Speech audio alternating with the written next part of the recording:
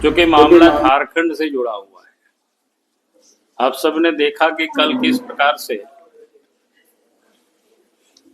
यानी कांग्रेस पार्टी के नेता, राज्यसभा के सदस्य धीरज साहू जी के आवास पर, उनके ठिकानों पर जो छापा मारा, और उसमें से जो अभी तक जानकारी मिल रही है वो 300 करोड़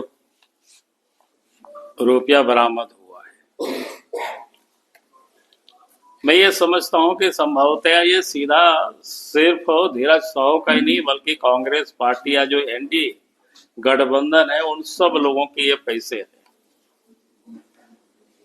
आप सबको ध्यान में है कि कांग्रेस पार्टी का तो करप्शन के साथ नाता आज से नहीं वर्षों पुराना है, और एनडीए गठबंधन में भी जितना लोग हैं उन सारे लोगों का भी रिश्ता नाता करप्शन की समान रूप से यानी एक दूसरे के साथ जुड़ा हुआ है।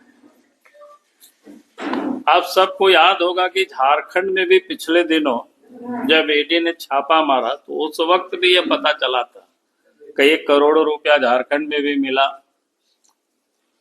और यहाँ के मुख्यमंत्री है जो लोगों ने बताया कि उसके ठिकाने से भी कई पैसे कोई बिहार, मुजफ्फरपुर की ओर, उड़ीसा की ओर, भिन्न भिन्न राज्यों में उस सारे पैसे को यहाँ से वहां हस्तांतरित किया गया। अब लगता है कि संभवतः वही सारे पैसे आज वो बरामद हो रहे हैं, और ये बहुत बड़ा स्कैम है, और ये जनता की गाढ़ी कमाई का पैसा ये लोग लूटते हैं, और लूट करके ये लोग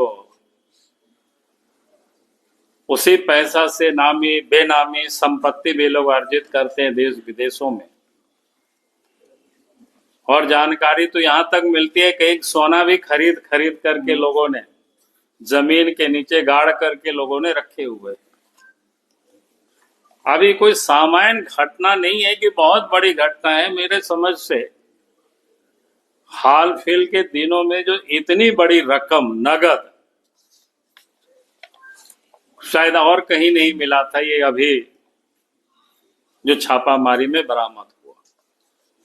एक और आप सब लोग देखते होंगे एनडीए गठबंधन की ओर से बार बार ये कहा जाता है, चाहे कांग्रेस पार्टी हो, झारखंड मुक्ति मोर्चा हो या और भी दल हैं, सब कहता है कि भाई बीजेपी हम लोगों के पीछे ईडी, सीबीआई या आईटी डिपार्टमेंट को लगा रखे।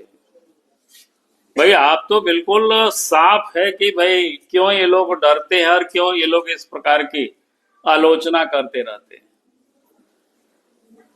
अब करोड़ों टका तो इन्हीं के घरों में मिल रहा है, अरबों अरबों के रुपया, बाकी के यहां तो कोई पैसा कोई मिलता नहीं है।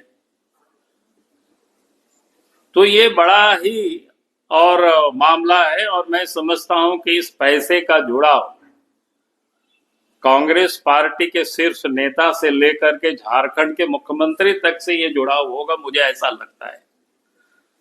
और इसलिए मैं ये कहूंगा कि इस मामले को बिना विलंब किए धीरज साहू पर एफआईआर होनी चाहिए, उनकी गिरफ्तारी होनी चाहिए, और उनके साथ कड़ाई से पूछताछ हो ताकि ये पता चल सके ये पैसा किन किन लोगों का है, और भी लोगों ने कहां कहां पैसा को छुपा के रखा है, कहां कहां सोना चांदी या नामी बेनामी संपत्ति लोग अर्जित किया है, इला गढ़ करके लोग रखे हैं। ये सारी चीजों की जानकारी अब मिलनी चाहिए। देश के प्रधानमंत्री लैब न्यूज से मैं हूं आपके साथ संपादक अशोक कुमार झा। फिर मिलेंगे आपसे बेहतरीन और ताजा खबरों के साथ।